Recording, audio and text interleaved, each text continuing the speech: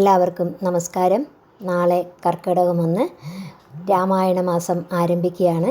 രാമായണ മാസം 31 ദിവസം കൊണ്ട് രാമായണ കഥ വളരെ ചുരുക്കത്തിൽ പറയാമെന്ന് വിചാരിക്കുന്നു. എല്ലാവരും കേട്ടിട്ട് അഭിപ്രായം പറയണം. നിങ്ങളുടെ കൂട്ടുകാർക്കൊക്കെ ഷെയർ ചെയ്യണം. ആദ്യമായി കാണുന്നവരൊന്ന് സബ്സ്ക്രൈബ് ചെയ്യണം. അപ്പോൾ ആദ്യമായി നമുക്ക് രാമായണ കഥ ബാലകാണ്ഡമാണ്, അത് കേട്ടു നോക്കാം.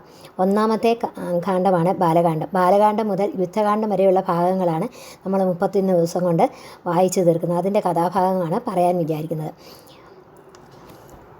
ഭൂമിയിലെ ദിനകര വംശത്തിൽ അയോധ്യയിൽ രാമനായി ഭഗവാൻ വന്ന് പിറന്നു. മനുഷ്യരെയൊക്കെ ഭുജിക്കുന്ന ദുഷ്ടരാക്ഷസന്മാരെ കൊന്ന് ഭൂമിയെ സംരക്ഷിക്കുന്നതിന് വേണ്ടിയാണ് രാമാവതാരം. അയോധ്യയിലെ രാജാവായ ദശരഥന് 3 ഭാര്യമാരുണ്ടായിരുന്നു: കൗസല്യ, കൈകേയി, സുമിത്ര. പക്ഷേ ഇവരിൽ ആർക്കും സന്താനങ്ങളില്ല. രാജാവിന് വലിയ ദുഃഖമായി. തൻ്റെ കാലശേഷം രാജ്യം ഭരിക്കാൻ ഒരു സന്തതി പോലും ഇല്ലല്ലോ. രാജാവ് ഗുരുവിനോട് തൻ്റെ ദുഃഖം പറഞ്ഞു. ഗുരു, നല്ല സന്താനങ്ങൾ ഉണ്ടാകാൻ ഞാൻ എന്ത് ചെയ്യണം? നോക്കൂ, ദശരഥൻ ചോദിച്ചത് സന്താനങ്ങൾ ഉണ്ടാകണമെന്നല്ല, സൽസന്താനങ്ങൾ വേണമെന്ന്. അങ്ങനെ വേണം നമ്മൾ പ്രാർത്ഥിക്കാൻ. അങ്ങനെ ഗുരുവായ വസിഷ്ഠൻ്റെ നിയോഗമനുസരിച്ച് ഋഷ്യശൃംഖനെ വരുത്തി. സരയൂ നദിയുടെ തീരത്തായി യാഗശാലയും പണിതു. രാജാവ് യാഗമനുഷ്ഠിച്ചു.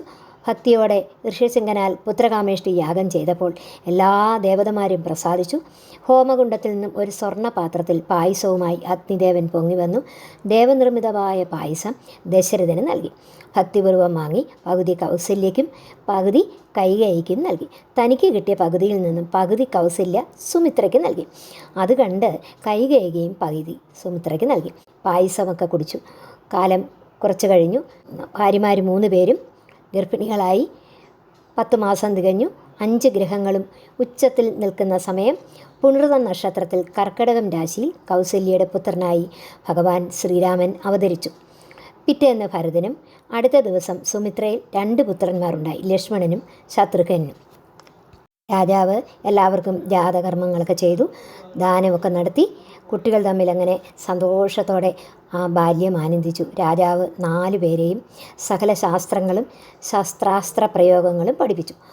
അങ്ങനെയൊക്കെ സന്തോഷിച്ചവരൊക്കെ ഇരിക്കുമ്പോഴേ ഒരു ദിവസം എല്ലാവരും ഇരിക്കുന്ന സമയത്ത് വിശ്വാമിത്ര മഹർഷി കൊട്ടാരത്തിലെത്തി. ദശരഥ രാജാവ് വേഗം ചെന്ന് അദ്ദേഹത്തെ എതിരേറ്റ് ഉപവിഷ്ടനാക്കി ചോദിച്ചു: അങ്ങേക്ക് ഞാൻ എന്തെങ്കിലും ചെയ്യേണ്ടതുണ്ടോ? മഹർഷി പറഞ്ഞു: ഞാൻ അമാവാസി നാളിൽ ഒരു യാഗം നടത്താറുണ്ട്. അത് വന്ന് മുടക്കുന്ന 2 രാക്ഷസന്മാരെ നിഗ്രഹിച്ച് യാഗം പൂർത്തിയാക്കാൻ രാമലക്ഷ്മണന്മാരെ എൻ്റെ കൂടെ അയക്കണം. അതിനാണ് ഞാൻ വന്നിരിക്കുന്നത്. അത് കേട്ടപ്പോൾ തന്നെ രാജാവ് ആകെ സങ്കടത്തിലായി. ഏറെ നാൾ കാത്തിരുന്ന് കുട്ടിയ കുഞ്ഞുങ്ങൾ അവരെ കണ്ടും വാത്സല്യം നൽകി മതിയായില്ല. ഞാനും എൻ്റെ സൈന്യങ്ങൾ മുഴുവനും അങ്ങയോടൊപ്പം വരാം. എന്നാൽ മഹർഷി പറഞ്ഞു: എനിക്ക് വേറെ ആരുടെയും സഹായം ആവശ്യമില്ല. മനസ്സുണ്ടെങ്കിൽ ഇവരെ അയച്ചാൽ മതി.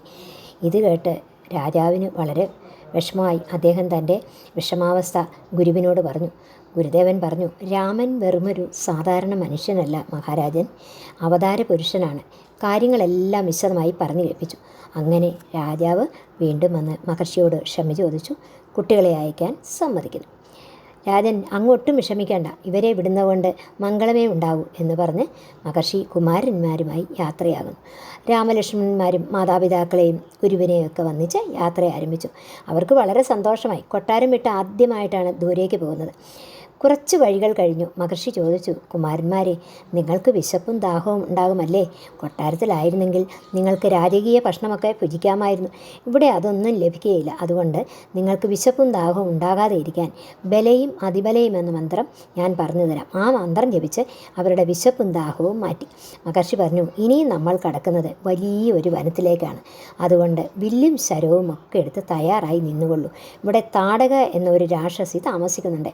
അവളെ പേടിച്ച് ഇതുവരെ ആരും നടക്കാറില്ല. അപ്പോഴേക്കും കാട് മുഴുവൻ കുലുക്കി രാക്ഷസി വായും പിളർന്നു വന്നു. പെട്ടെന്ന് തന്നെ രാമൻ അവളുടെ മാറിലേക്ക് അമ്പെയ്തു. എല്ലായിടവും കുലുങ്ങുന്ന രീതിയിൽ ഒരു അലർച്ചയോടെ അവൾ നിലത്ത് പതിച്ചു. അതിനുശേഷം വീണ്ടും അവർ യാത്ര തുടർന്നു. വളരെ ദൂരം പിന്നിട്ട് വിശ്വാമിത്രൻ്റെ ആശ്രമത്തിലെത്തി. ശിഷ്യന്മാർ വന്ന് വേണ്ട പോലെ സ്വീകരിച്ചു. ഫലമൂലാദികളൊക്കെ നൽകി വിശ്രമിക്കൂ എന്ന് പറഞ്ഞു. മഹർഷി അവരെ വിശ്രമത്തിനായി വിട്ടു. വിശ്രമത്തിന് ശേഷം രാമൻ പറഞ്ഞു, മഹർഷിയെ, യാഗം നടത്തിക്കൊള്ളൂ, കുഴപ്പമൊന്നും ഉണ്ടാകാതെ നോക്കിക്കൊള്ളാം എന്നറിയിച്ചു. അങ്ങനെ വിശ്വാമിത്രൻ യാഗം ആരംഭിച്ചു.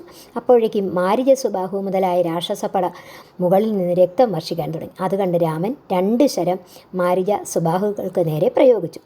1 ശരം കണ്ട് സുബാഹു മരിച്ചു. അത് കണ്ട് മാരിജൻ എന്തു ചെയ്തു? ഭയന്ന് ഓടി. രാമശരം പുറകെ ഗത്യന്തരമില്ലാതെ പുറകെ ചെന്നു.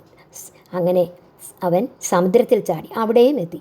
രാമപാദം മാത്രമേ ഇനി അഭയമുള്ളൂ എന്ന് മനസ്സിലാക്കി രക്ഷിക്കണേ എന്ന് നിലവിളിച്ചുകൊണ്ട് ആ പാദത്തിൽ വീണു മാരിജൻ. രാമൻ അഭയം കൊടുത്തു. അന്നു മുതൽ മാരിജൻ ഭഗവാന്റെ ഭക്തനായി. മറ്റുള്ള രാക്ഷസന്മാരെ ലക്ഷ്മണൻ കൊന്നൊടുക്കി. ദേവദുന്ദുഭികൾ മുഴക്കി ദേവന്മാർ പുഷ്പവൃഷ്ടി ചൊരിഞ്ഞു. വിശ്വാമിത്രൻ 2 പേരെയും ചേർത്ത് ആനന്ദ കണ്ണുനീരോടെ ചേർത്ത് നിർത്തി പറഞ്ഞു, ആശീർവാദമൊക്കെ ചെയ്തു. പിന്നീട് അവരോട് പറഞ്ഞു, നമുക്ക് അങ്ങനെ പുരാണ കഥകളൊക്കെ പറയാം. അങ്ങനെ 4 ദിവസം ഭഗവാനോട് പുരാണ കഥകളെല്ലാം പറഞ്ഞ് കഴിച്ചുകൂട്ടി. 4-ാം ദിവസം അവരോട് പറഞ്ഞു, നമുക്ക് ജനക മഹാരാജാവിൻ്റെ കൊട്ടാരത്തിലേക്ക് മഹായജ്ഞം കാണാൻ പോകാം. മഹേശ്വരൻ്റെ ത്രയംബകമെന്ന വില്ലുണ്ട്. അതെടുത്ത് വലിച്ചു കുലയ്ക്കുന്നവർക്ക് അദ്ദേഹത്തിൻ്റെ പുത്രിയായ സീതയെ വിവാഹം കഴിച്ചു നൽകും. പല രാജാക്കന്മാരും വന്ന് നിരാശരായി മടങ്ങി. അത് കേട്ട് രാമൻ പറഞ്ഞു, ഞങ്ങൾക്ക് അങ്ങോട്ട് പോകാൻ ആഗ്രഹമുണ്ട്. അവർ വിശ്വാമിത്രനൊത്ത് യാത്ര തിരിച്ചു. ഇതുവരെ നമുക്കിന്ന് പറയാം. ബാക്കി ഭാഗം നാളെ ആകട്ടെ. എല്ലാവർക്കും നമസ്കാരം. നിങ്ങൾക്ക് ഇഷ്ടപ്പെട്ടാൽ നിങ്ങളുടെ കമൻ്റ് അറിയിക്കണം, ഷെയർ ചെയ്യണം. ആദ്യമായി കാണുന്നവരൊന്ന് സബ് ചെയ്യണം. നിങ്ങളുടെ എല്ലാം സഹകരണം ഉണ്ടാകണം.